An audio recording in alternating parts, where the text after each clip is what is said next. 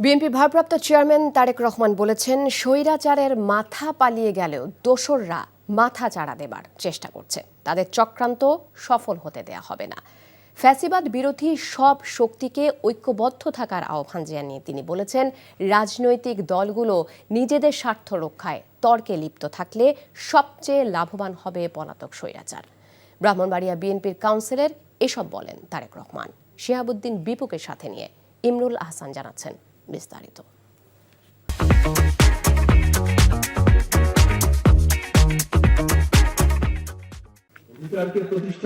এক যুগ পর অনুষ্ঠিত হলো ব্রাহ্মণবাড়িয়া জেলা বিএনপির দ্বিবার্ষিক কাউন্সিল।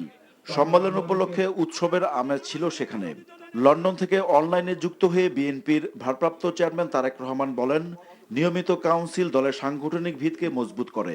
তিনি বলেন, গুম খুন নির্যাতন সত্ত্বেও আন্দোলন থেকে পিছু হটেনি বিএনপি।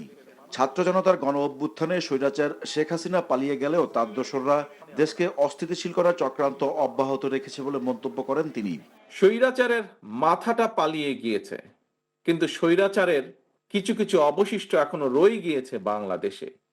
এরা বিভিন্নভাবে মাথা চাড়া দেবার চেষ্টা করছে।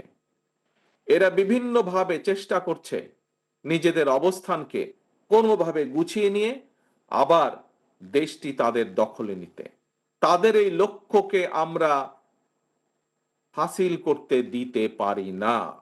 রাজনৈতিক দলগুলোর মতপার্থক্যের কথা উল্লেখ করে তারেক রহমান বলেন, আলোচনার টেবিলেই সমস্যার সমাধান করতে পারে।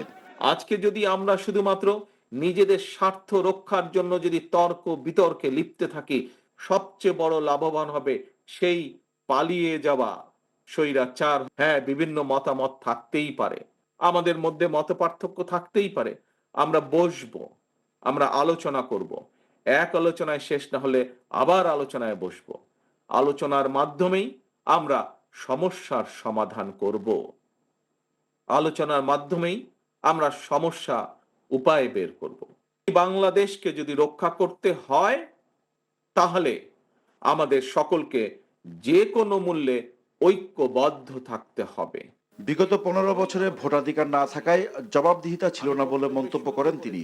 কখনো আমরা দেখেছি দামি নির্বাচন, কখনো আমরা দেখেছি ভোটারবিহীন নির্বাচন, কখনো আমরা দেখেছি ভোট ডাকাতির নির্বাচন। গত 15 বছরে জবাবদিহিতা ছিল না বলেই বাংলাদেশের প্রত্যেকটি প্রতিষ্ঠানকে ধ্বংস করে দেওয়া হয়েছে। এই ভোট প্রদানের মাধ্যমে যেই কাজটি হয়, সেই কাজটি হলো জবাবদিহিতাকে প্রতিষ্ঠিত করা।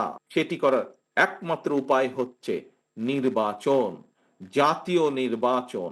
তারেক রহমান বলেন, দেশ পুনর্গঠনের প্রক্রিয়া যত দ্রুত শুরু করা যাবে ততই মানুষের সমস্যার সমাধান করা যাবে।